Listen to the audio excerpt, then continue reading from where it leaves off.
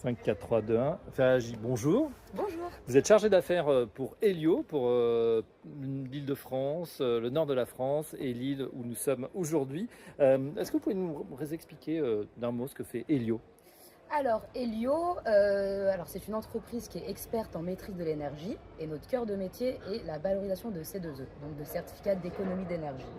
Alors, on accompagne du coup pas mal de consommateurs, enfin toutes sortes de consommateurs.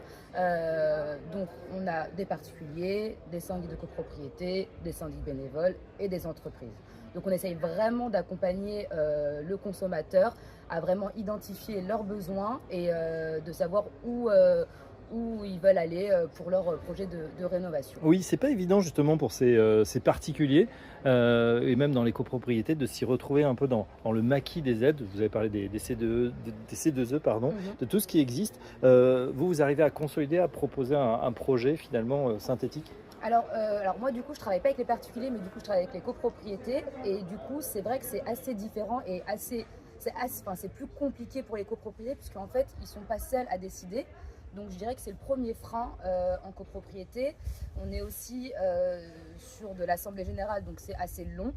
Alors moi qui travaille aussi également donc sur l'île et sur Paris, c'est vrai que la spécificité architecturale est complexe.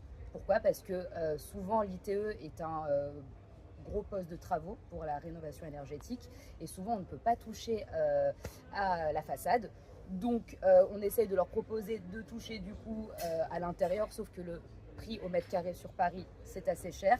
Donc je dirais que c'est vraiment un frein pour les copropriétés, mais voilà, on essaye de trouver des solutions adaptées. Alors la solution, ça passe par le financement notamment. On peut se dire que d'emblée, les copropriétaires n'ont pas forcément envie de faire ces travaux, surtout peut-être ceux qui sont un petit peu âgés. Comment on arrive à les convaincre?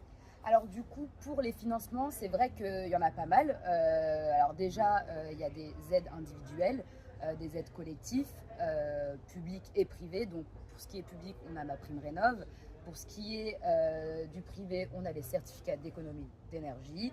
Et pour chercher du coup tout ce qui est aide individuelle et collective, on a du coup la phase 1 dans l'assistance à maîtrise Dans l'assistance. dans l'assistance à maîtrise d'ouvrage, du coup, dans l'enquête, on a l'enquête sociale, en fait, tout simplement.